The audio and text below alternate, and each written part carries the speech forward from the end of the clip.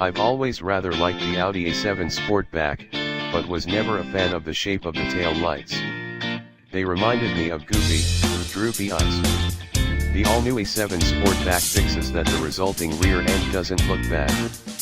That's the biggest difference between the old A7 and the new one. To me, at least.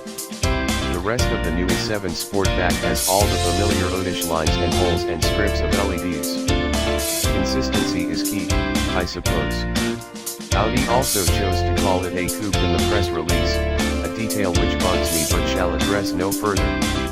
With the two V6 engines, this uses a 48-volt primary electrical system. A belt alternator starter, BAS, works together with a lithium-ion battery and achieves a recuperation performance of up to 12 kilowatts when braking.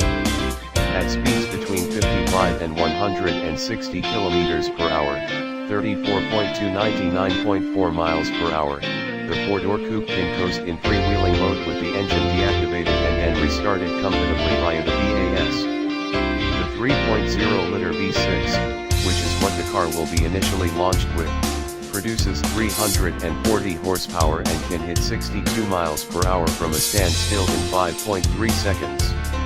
Inside, Audi gave it massage and ventilated seats up front, no doubt for sore backs and sweaty butts.